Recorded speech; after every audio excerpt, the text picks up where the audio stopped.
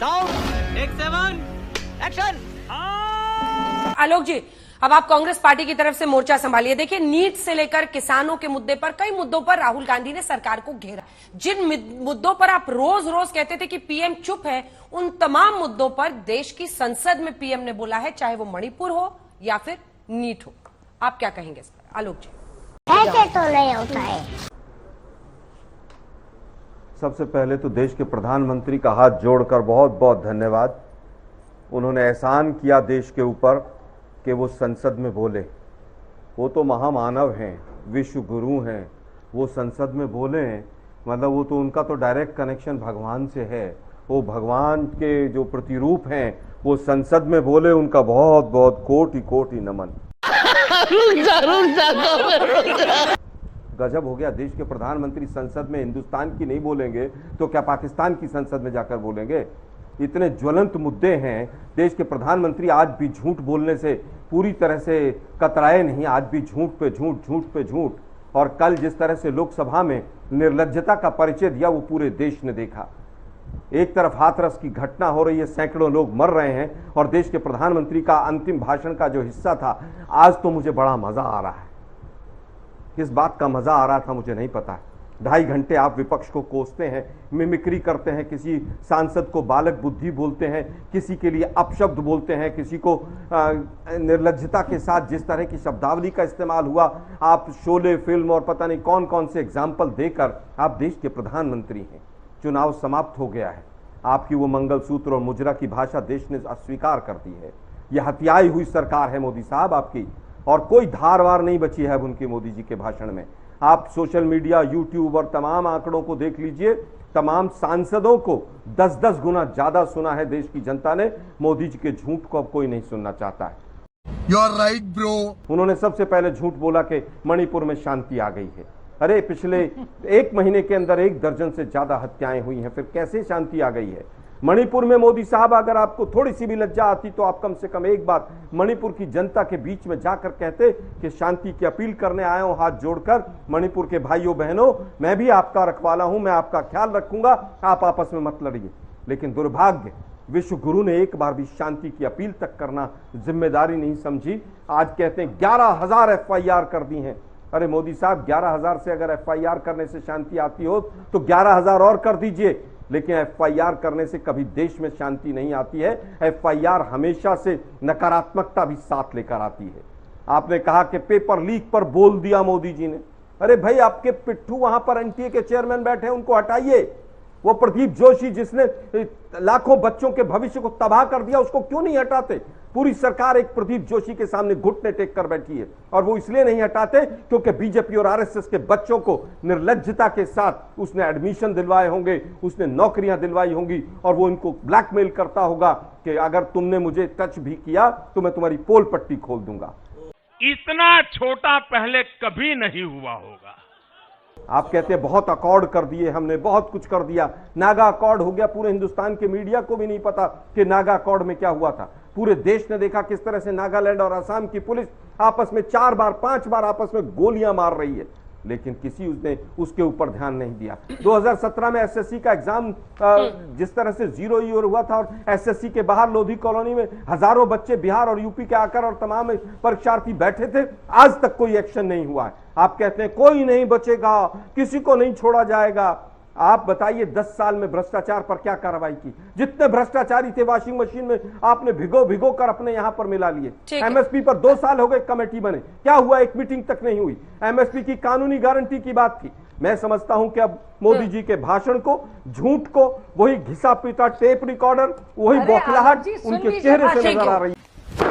Emotional damage. प्रधानमंत्री ने सबसे ज्यादा कटाक्ष किया है उस जश्न पर जो विपक्ष हार के मना रहा है। चलो भाई, देखो अब मैं क्या करता हूं। कमाल की बात है, भारतीय जनता पार्टी कह रही है कि विपक्ष के छक्के छूट गए।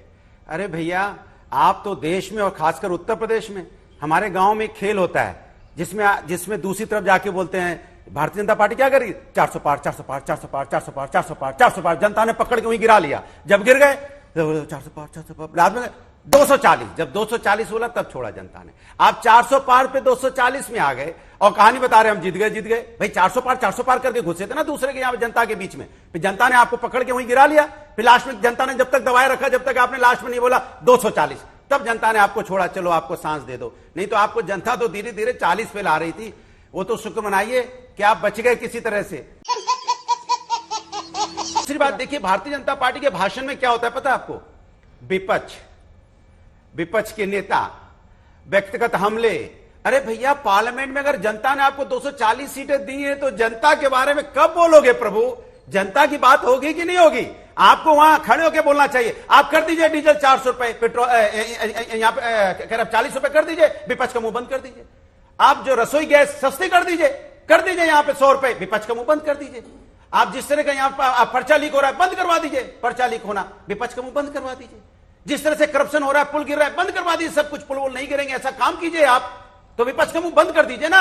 आप पार्लियामेंट में खड़े होकर बोलिए कि हमने यहां पे लाखों लोगों को रोजगार दे दिए एक दिन में रोजगार। विपक्ष का मुंह बंद कर दीजिए आप विपक्ष का मुंह बंद करने के लिए कुछ करोगे नहीं। विपक्ष के व्यक्तिगत हमले करोगे, उनके बाद व्यक्तिगत आरोप लगाओगे, लेकिन जनता की बात नहीं करोगे। करप्शन में देखिए वहां पे क्या हालत हो गया, अयोध्या में क्या हालत देखिए, प्रभु राम की नगरी में क्या किया है आपने। मंदिर में पानी भरने लग गया, वहां की सड़कें धंस गई, पुल गिरने लगे, ये आपका करप्शन है। तो आप, ये तो लेटेस्ट न्यूज है।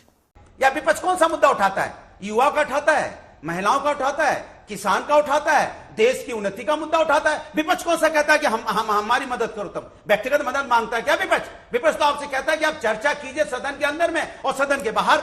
अरे भैया, मान लो सदन में आपको नहीं बोलने दे रहे, कह रहे सदन में विपक्ष हमको नहीं बोलने देता। अरे आप बाहर आइए और कर दीजिए, आज से डीजल पेट्रोल 40 रुपए लीटर हो गया ना। अब विपक्ष का मुंह बंद। रसोई गैस बोल दीजिए आज से 200 रुपए में मिलेगी। अब्बा नहीं मानेंगे। बड़ा प्रश्न ये है हो गया आपका कि चाहे वो नीट हो या अन्य ऐसे एग्जाम्स हो जहां पर पेपर लीक के मामले हैं, इसको दुरुस्त तो आपकी सरकार को करना है।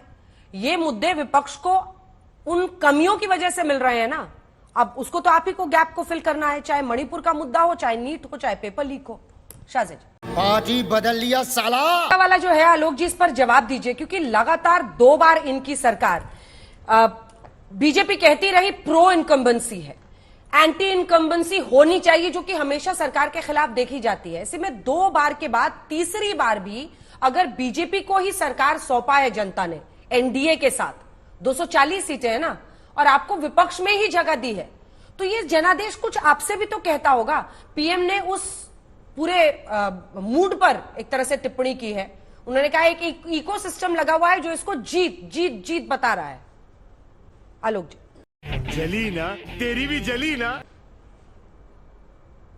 देखिए, हम तो नहीं बता रहे हैं, लेकिन विपक्ष के चेहरे जरूर बता रहे हैं कि यह हारी हुई सरकार है। जैसा अखिलेश यादव जी ने कहा, यह हथियाई हुई सरकार है, ये छल और प्रपंच से जीती हुई सरकार है। लेकिन हम लोकतंत्र में विश्वास करते हैं, संख्या बल उनके साथ है, हमारी उनको शुभकामनाएं हम पहले दिन से कह रहे हैं। लेकिन दुर्भाग्य है कि आज ऐसा लग रहा था कि देश के प्रधानमंत्री तो एलओपी हैं, वो तो लीडर ऑफ अपोजिशन की तरह विपक्ष को कोसते रहे, और ऐसा लग रहा था कि जो विपक्ष है वो सरकार से ऐसे मुद्दे उठाना चाह रहा है जो वास्तव में आज के मुद्दे हैं। व्यापम के बाद ये नीट का मुद्दा व्यापम से भी ज्यादा गंभीर है, लेकिन उसके ऊपर पिछले 1 महीने से सरकार की तरफ से सरकारी वकील सुप्रीम कोर्ट में क्या कहते हैं कि बिल्कुल कुछ नहीं हुआ है, ऐसा नहीं हुआ है, वैसा नहीं हुआ। अरे भाई, एनटीए चेयरमैन को क्यों बचाना चाहती है सरकार? धर्मेंद्र प्रधान ने पहले दिन ही बिना जांच के क्यों कह दिया कि कुछ नहीं हुआ है, फिर माफी मांगनी पड़ी। एनटीए में ऐसा क्या खजाना छुपा है बीजेपी और आरएसएस के लोगों का, उनके बच्चों का, कि एनटीए के चेयरमैन को बचाना पड़ झूठ ना बोलिए, वापस आता हूं। झूठ नहीं, नो झूठ नहीं, कोई झूठ नहीं बोला, झूठ बोलना मैंने कोई झूठ नहीं बोला। बहन डर गई। अंजना जी चुप कीजिए, मैं इनका सम्मान करता हूँ, बिल्कुल झूठ इनको शांत कीजिए। अंजना जी शांत कीजिए इनको, मैं किसी के बीच में नहीं बोला, ठीक है, ये बदतमीजी नहीं चलेगी यहाँ पर। शांति से बैठिए। एचआरडी मिनिस्टर ने झूठ बोला, माफी मांगी, अपने शब्द वापस बोलना पाप है। उसके बाद अभी बात आई, नहीं, झूठ तो बोला आपने भी, अभी फिर आई बात वापस, झूठ बोलना पाप है। मोदी जी को समझाइएगा, ये देश के प्रधानमंत्री को समझाइएगा, चिट्ठी लिख कर के झूठ बोलना पाप है। वापस आइए मुद्दे पर। शहादत की बात हुई। अरे भाई, शहादत के बाद एलआईसी का पैसा या इंश्योरेंस के पैसे को आप शहादत के पैसा कहते हैं, ये झूठ है।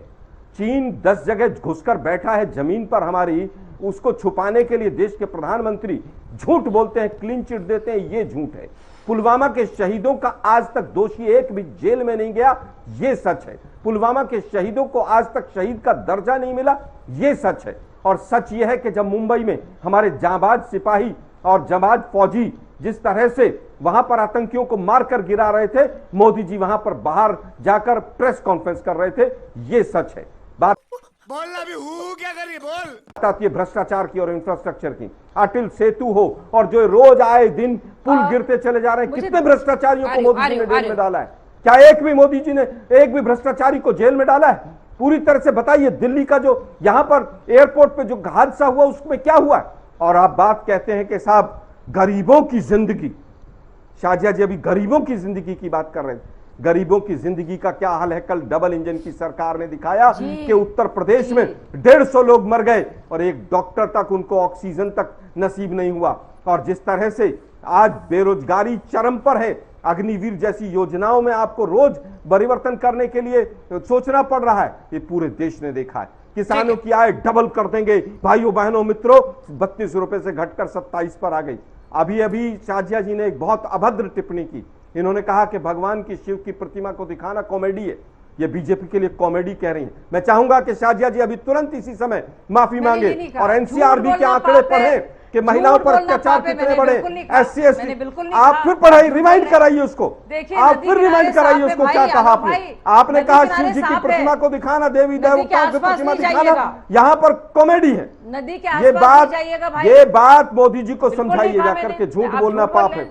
लेकिन दुर्भाग्य है कि ये लोग कुछ भी कहें और चुपचाप निकल जाते हैं।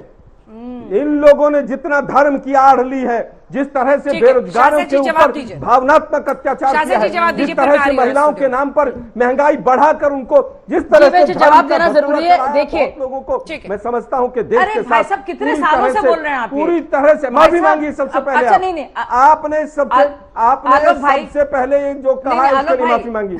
आपने कहा कि शिव जी की फोटो दिखाना, नहीं मैं बिल्कुल नहीं जाने दूंगा आगे। मुझे बताइए शिव जी की फोटो दिखाना, ये फंस गया सीएम। किसी धर्म के गुरु की फोटो दिखाना कॉमेडी है क्या? अरे क्या शिव जी भगवान की फोटो दिखाना कॉमेडी है क्या? माफी मांगिए पहले आप। अरे भाई सबसे पहले माफी मांगिए आप। आलोक जी आप सबसे पहले माफी मांगिए। सबसे पहले झूठ आप सबसे पहले माफी मांगिए, उसके बाद आगे कहिए। आवाज नीचे कीजिए। आलोक शाबाश बेटा, बहुत बढ़िया। जवाब दीजिए।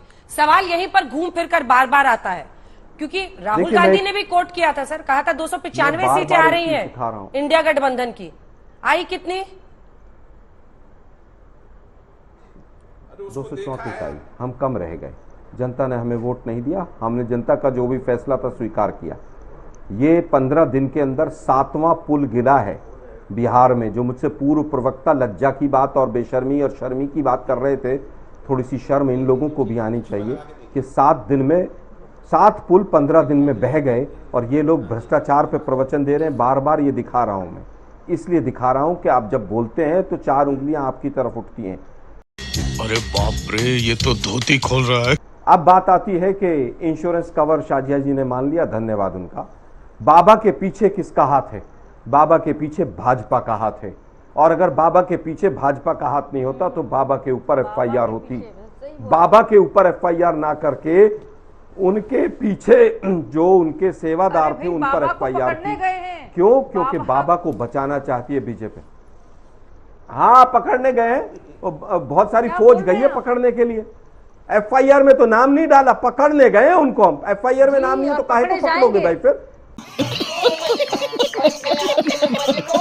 पकड़े जाएंगे। आप तो राम रहीम को रोज पैरोल देते हो वोट के चक्कर में। वोट के चक्कर में राम रहीम को पैरोल देने वाली सरकार है ये। और वो भूल गए रामपाल का जो केस था 2016-17 का। पार्टी से क्या ताल्लुक? छोड़िए भाई, आपने FIR में नाम क्यों नहीं लिखा अभी तक उसका? चुप होना पड़ेगा। आप बताइए ना। ये जबरदस्ती की स्टोरी, ये जबरदस्ती की स्टोरी बनाना बंद कीजिए। और अंतिम बात कहना चाहूंगा, शाहजिया जी वो पूरा कर ले, मैं आपसे जवाब ले लूंगी। सबके बीच में बोलिए, पूरा कर ले। ये महिला सबके बीच में बोलिए, गलत बात है। शाहजिया जी, ये गलत बात है, बिल्कुल ये बिल्कुल गलत बात। ये जितने पुल गिरे हैं और ये जितने एयरपोर्ट की छतें गिरी हैं और ये अयोध्या पूरा जो धंसने के कगार पर रामपथ चला गया है, मैं पूछना चाहता हूं मोदी जी, मोदी जी, ओ दीदी कहते थे ना आप कि ये एक्ट ऑफ गॉड है या ये एक्ट ऑफ फ्रॉड है। मोदी जी जरा बताइए अब ये एक्ट ऑफ गॉड है या एक्ट ऑफ फ्रॉड है कि पूरे देश के अंदर इंफ्रास्ट्रक्चर के नाम पर आपने वोट मांगा और किसी हाईवे पर चले जाइए आप, जिस हाईवे पर जाएंगे उस पर आपको गड्ढे दिखाई देंगे। दुर्भाग्य यह है कि एक बाबा के सामने पूरी सरकार गिर गई, उसका नाम FIR में नहीं लिखा। 150 लोग उत्तर प्रदेश के, इस तरह से उत्तर प्रदेश के 150 लोग मर गए। उत्तर प्रदेश, अरे 150 भेड़ बकरियां भी मर जाती हैं तो FIR में नाम होता है, लेकिन 150 उत्तर प्रदेश के लोगों की जिंदगी की कीमत इस डबल इंजन की सरकार में यह भी नहीं है कि बाबा का नाम FIR में लिखते हैं। आप क्या बात करेंगे डबल इंजन के नाम पर? आपने 20 साल तक वोट मांगा, लेकिन एक बाबा को बचाने के लिए, NTA के चेयरमैन को बचाने के लिए पूरी सरकार ने घुटने टेक दिए। अच्छा, वाह मोदी जी, वाह वाह वाह। हो गया आपका ना भाई साहब, हो गया आपका? हो गया, बोलिए आपका हो गया? बाबा का नाम क्यों नहीं है बताइए, हो गया कि नहीं हो गया? अब छोड़िए आप।